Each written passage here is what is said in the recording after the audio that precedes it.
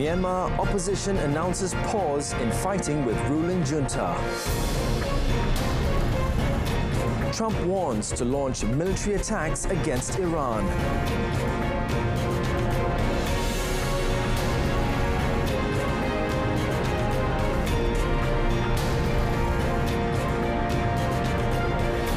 Good afternoon and salam Malaysia Madani. My name is Darryl Baptist and you are watching World Today. Muslims in neighbouring countries such as Singapore, Thailand, Indonesia and Cambodia are celebrating Hari Raya Aidilfitri today, just like us over here in Malaysia. Most countries in Southeast Asia announced that the new moon of Shawwal was sighted on Sunday. This signifies the conclusion of the holy month of Ramadan and the beginning of Shawwal.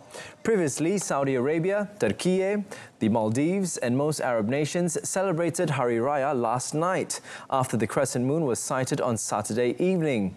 However, Oman has announced that they will celebrate Aidilfitri today as the crescent moon was not sighted.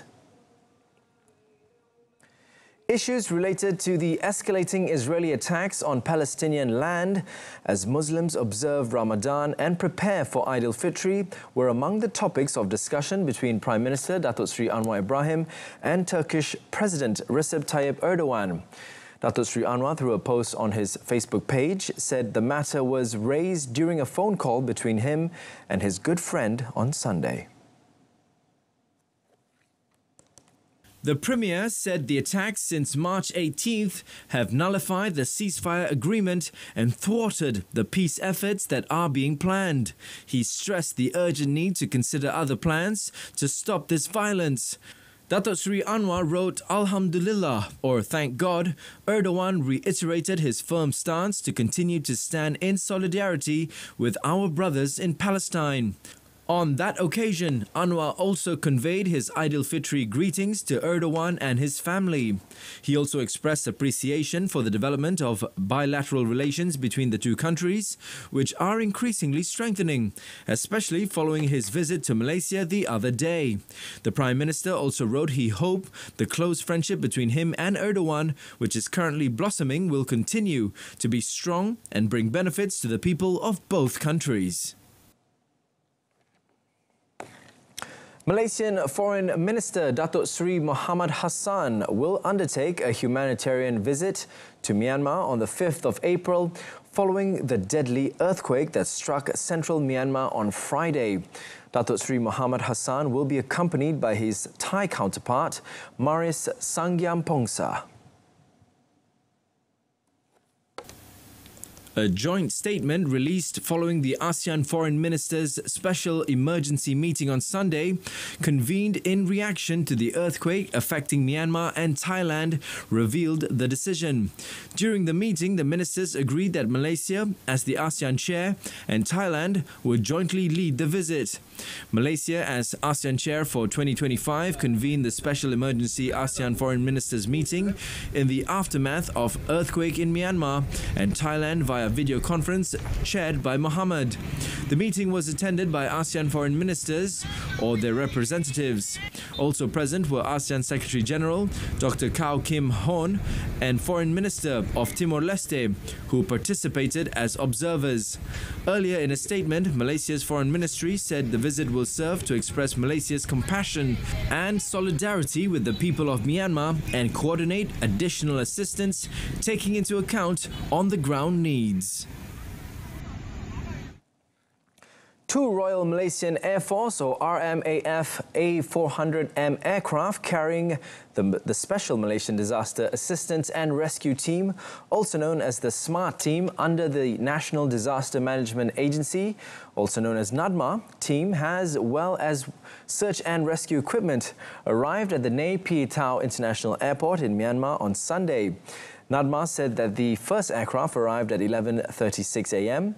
local time, while the second arrived at 2 p.m. local time after taking off at 9:30 a.m. and 10 a.m. respectively from the RMAF Subang Air Base. The agency said in a statement, after arrival, the teams will move to the operation area in Sagaing Division through a land route, which will take 8 hours. The 50-strong SMART is led by Contingent Commander Muhammad Hafizul Abdul Halim and comprised of 16 Armed Forces personnel, 13 police personnel and 21 Fire and Rescue Department personnel. As of yesterday, the number of casualties from the 7.7 magnitude earthquake that hit Myanmar stood at almost 2,000, with thousands more injured and at least hundreds still missing. Following the devastating earthquake in Myanmar, the country's opposition Democratic Shadow Government announced on Sunday a 2-week unilateral pause in fighting with the ruling military junta, although defense operations are excluded from this. The National Unity Government, or NUG, wrote on X, the suspension of all offensive military operations is to take place in the earthquake-affected areas and related districts.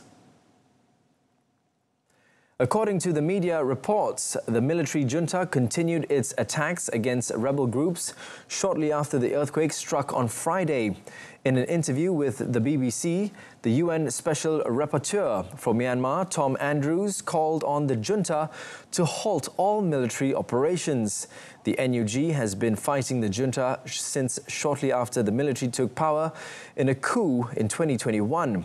The death toll in Myanmar so far is 1,644, with more than 3,400 injured, but the casualty figures could rise by thousands due to the proximity of populated areas and the vulnerability of many structures. The World Health Organization stated that Myanmar, or rather the Myanmar earthquake, was a top-level emergency as it urgently sought $8 million to save lives and prevent disease outbreaks over the next 30 days. The United Nations Health Agency said WHO has classified this crisis as a Grade 3 emergency, the highest level of activation under its emergency response framework. The WHO said the high numbers of casualties and trauma injuries were at high risk of infection due to limited surgical capacity in the country, while the underlying conditions in Myanmar meant the quake was likely to intensify the risk of disease. Electricity and water supplies remain disrupted, worsening access to health services and heightening risks of waterborne and foodborne disease outbreaks. The agency said displacement into overcrowded shelters, combined with the destruction of water systems and sanitation infrastructure, had sharply increased the risk of communicable disease outbreaks. Thailand has declared it is safe for travellers to visit its tourist attractions despite the recent severe earthquake in the area. The Thai tourism minister emphasised that there has been no injuries among tourists and that tourist sites remain unaffected. According to a report from the German news agency, travel, hotels and events will proceed normally. Inspections are ongoing for safety assurance and tourist police are monitoring key sites. Operators have announced that international airports, such as those in Bangkok and the well-known vacation destination of Phuket, have resumed normal operations.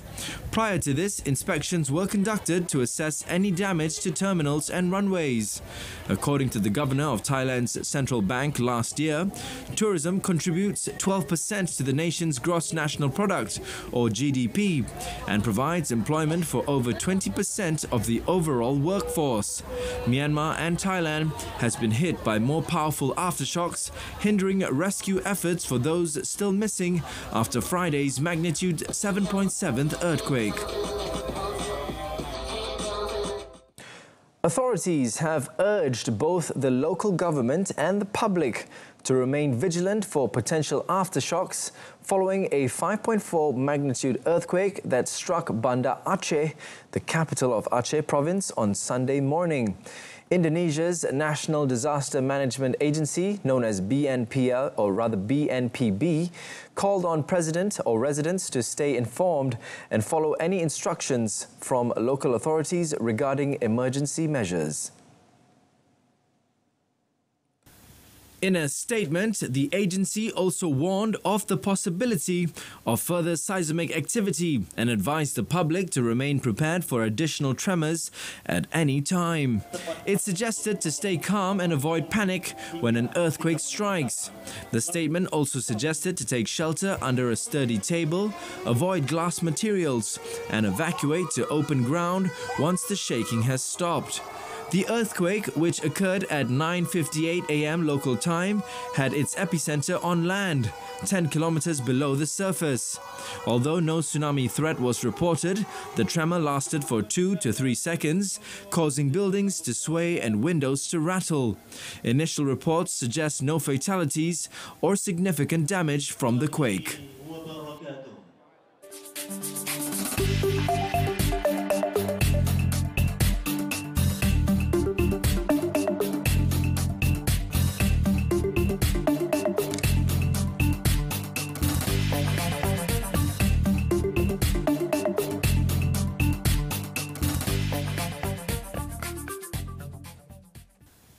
In a statement, the agency also warned of the possibility of further seismic activity and advised the public to remain prepared for additional tremors at any time.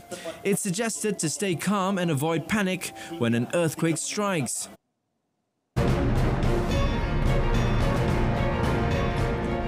Up next, EU prepared to act against US steel and aluminium tariff.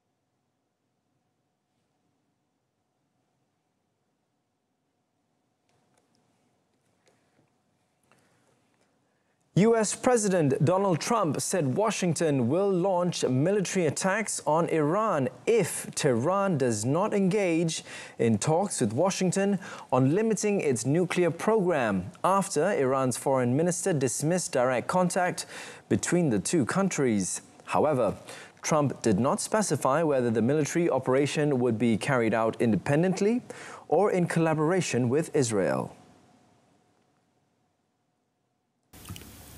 The president told reporters that very bad things will happen to Iran should Tehran refuse to talk it out with Washington against a backdrop of deepening fears of a possible military confrontation between Iran and the US. Previously, analysts stated that Iran could potentially produce a nuclear weapon within weeks, although Tehran has denied developing such weapons. In 2018, Trump unilaterally withdrew from the 2015 nuclear deal brokered between world powers and Iran, known as the Joint Comprehensive Plan of Action, and reimposed sanctions on Tehran. Despite complying with the nuclear agreement for over years, after the US withdrawal, Iran gradually reduced its commitments, citing the failure of the deal's remaining signatories to protect its interests.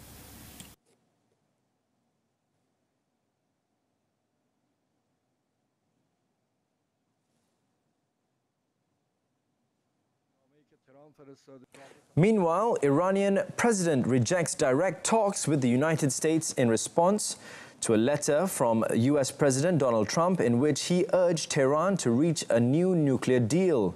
Speaking during a cabinet meeting, President Masoud Pezeshkian emphasized Tehran is willing to continue indirect negotiations with Washington. Tehran has so far rebuffed Trump's warning to make a deal or face military consequences. مذاکره به طور مستقیم رد شده، اما مذاکره به طور غیر مستقیم همیشه ایران در اون رابطه بوده و الان هم آقا معظم رهبری تاکید فرمودن که مذاکره غیر مستقیم همچنان میتونه ادامه داشته باشه.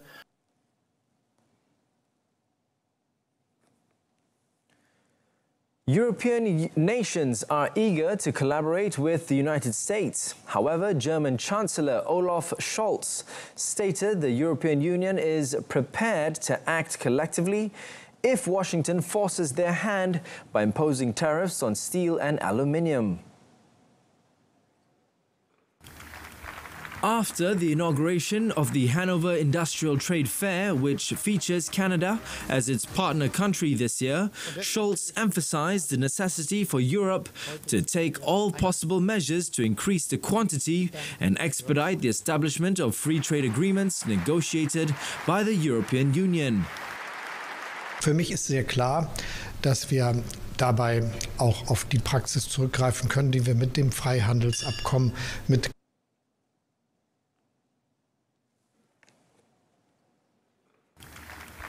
After the inauguration of the Hanover Industrial Trade Fair, which features Canada as its partner country this year, Scholz emphasized the necessity for Europe to take all possible measures to increase the quantity and expedite the establishment of free trade agreements negotiated by the European Union. Für mich ist sehr klar, dass wir dabei auch auf die Praxis zurückgreifen können, die wir mit dem Freihandelsabkommen mit Kanada gewonnen haben, CETA. Und Deutschland hat es ratifiziert. Wir hoffen, dass es bald auch endgültig von allen Staaten Europas ratifiziert werden wird. Wie es auch der Fall sein muss, dass wir alles dafür tun, dass die Freihandelsabkommen, die die Europäische Union abschließt, zahlreicher werden und dass sie schneller zustande kommen. Das ist in dieser Zeit die richtige Antwort. Scholz argued that Europe was not naive, but also not weak, and said trade wars hurt all sides. China, South Korea and Japan have reached an agreement to enhance free trade in response to a series of new tariffs introduced by US President Donald Trump. The agreement was reached during a meeting of senior trade officials, marking the first such gathering in 5 years, just days before the implementation of tariffs on a wide array of US imports, such as automobiles, trucks and automotive components. South Korea and Japan are significant exporters in the automotive sector, and China has also faced substantial impacts from the US tariffs. The three countries called for their negotiations for a comprehensive trilateral free trade agreement to be speeded up and agreed to create a predictable trade and investment environment. The three countries must respond jointly to shared global challenges. The three account for 20% of the world's population, 24% of the global economy, and 19% of global merchandise trade. A plane registered to U.S. Bancorp's Vice Chair, Terry Dolan, crashed in Brooklyn Park, Minnesota on Saturday. Terry Dolan believed to have been killed in the plane crash. The National Transportation Safety Board said it is investigating the crash of a Socata TBM 700 airplane. A video taken by an eyewitness at Brooklyn Park on Saturday showed locals gathering near a burning house, following a small plane that crashed into the roof of a home. Reuters independently verified the location by matching street layout, architectural details, surrounding buildings, and trees to file and satellite imagery, as well as other visuals of the fire. The date was verified through corroborating reports. Fire department officials said a man who was in the house at the time of the crash managed to escape unharmed, with another occupant of the house not at home at the time of the incident. The plane had departed Des Moines International Airport in Iowa and was bound for Anoka County Blaine Airport when the crash occurred.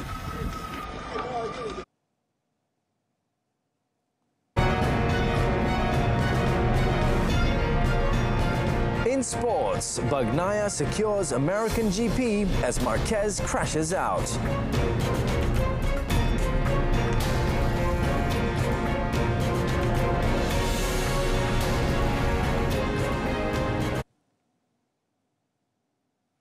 Revving off our sports segment, Ducati's Francesco Bagnaia won a chaotic America's Grand Prix ahead of Gresini Racing's Alex Marquez on Sunday, after leader Marc Marquez crashed halfway through the race. Marquez had clinched pole position in qualifying, as well as a third straight sprint victory on Saturday. But after a first crash of the red Ducati, the 6-time MotoGP champion opted to retire due to extensive damage on his bike.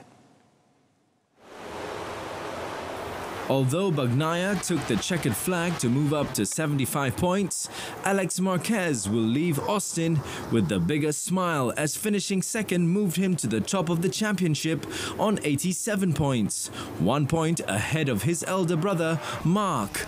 Fabio Di Gianantonio of VR46 Racing tried to catch up to Alex but ran out of laps as he finished third to give Ducati another clean sweep off the podium. As race got underway, Marc Marquez had a perfect launch off the line, leading his brother and Bagnaia before he peeled away and established a lead over a second by the end of the opening lap. Bagnaia had been finishing behind the Marquez brothers in previous races and sprints, and the Italian was determined to finish higher, using Alex's slipstream to overtake the Gresini rider and take second place on lap 4. Marc looked to be in cruise control as he set a race lap record, but the Spaniard suddenly slid off the track on lap 9, seeing his hopes of a record-extending 8th victory at the Circuit of the Americas go up in smoke. Behind him, though, Bagnaia's eyes lit up, and the twice world champion grabbed the opportunity to close the gap to his teammate in the championship, extending his lead over Alex as the race wore on. In an intense battle on the narrow streets of Guanajuato, Mexico, Colombian MTB downhill ace Juanfer Velez proved once again to be untouchable as he claimed victory at Red Bull Guanajuato Cerro Abajo 2025 on Saturday to win the overall series title for a third consecutive year. The 3-race series saw an elite field of international riders race full throttle down narrow streets and steep staircases in the historical cities of Genoa, Italy, Valparaiso, Chile, and finally Guanajuato, Mexico. Cheered on by huge crowds in each city, the ultimate urban downhill race series comes to a conclusion this weekend in Mexico, and it was Velez who emerged victorious. The Colombian was simply untouchable as he produced the perfect race to claim victory and wrap up the series title for a third straight year. Fellow Colombian riders Sebastian Holguin secured second place in Guanajuato, while third place in the final race of the season went to Brazil's Roger Vieira. Czech Thomas Slavik, who triumphed in Valparaiso, could only finish 15th, missing out on the title by just 2 points behind Velez.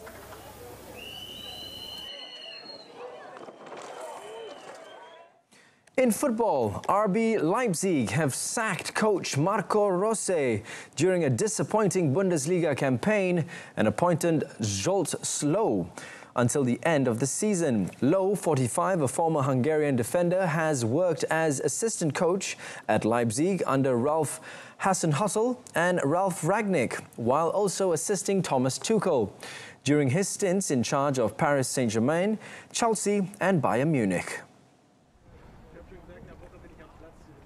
Leipzig said in a statement, Marco Rose has been relieved of his duties as RB Leipzig head coach with immediate effect. Leipzig, 4th in the Bundesliga last year, are 6th this season after a defeat on Saturday to Borussia Mönchengladbach. They have a German Cup semi-final on Wednesday at VfB Stuttgart. Rose, 48, had been in charge of Leipzig since late 2022, having previously coached Borussia Dortmund, Gladbach and Red Bull Salzburg. Rose guided Leipzig to the German Cup title in the 2022-2023 season and German Super Cup in 2023.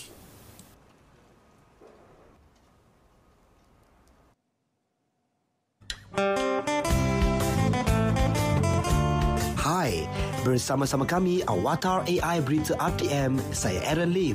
Dan saya Cik Rita. Musim perayaan ini kami ada sedikit pesanan. Sebelum keluar dari rumah, pastikan pintu dan tingkap dikunci. Jangan lupa tutup suis dan paip air juga. Periksa kenderaan dulu sebelum mulakan perjalanan. Rancang perjalanan dan sentiasa berhati-hati ketika memandu. Pakai tali pinggang keledar dan elakkan penggunaan telefon bimbit. Kalau rasa penat atau mengantuk, rehat sekejap di R&R yang disediakan. Atau berhenti di tempat yang selamat. Pantau juga anak-anak kecil ketika berhari raya. Adik-adik, jangan main mercun. Bahaya. Hari raya memanglah makanan sedap-sedap. Tapi makan kena beringat juga. Kurangkan makanan berlemak dan bergula. Akhir sekali, pada hari raya ini, hargai setiap detik bersama yang tersayang. Pesanan ikhlas daripada kami di RTM, teman setia anda. Selamat Hari Raya Aidilfitri. Maaf zahir dan batin. Syukuri Syawal. Syukuri Syawal.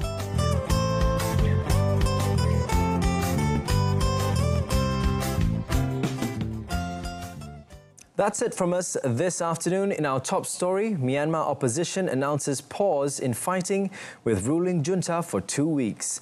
Do join us again this evening at 8:30 p.m. on TV1 and saluran Berita RTM for more news. As Muslims around the world celebrating Eid in high spirit, some were not so lucky. Here's a visual of Palestinians in Jabalia gathered to perform Eid prayers among the devastation caused by the ongoing Israel-Hamas war in Gaza. Till then, my name is Daryl Baptist. Goodbye, Selamat Hari Raya Aidilfitri, and let's pray for all our brothers and sisters in need. Good day.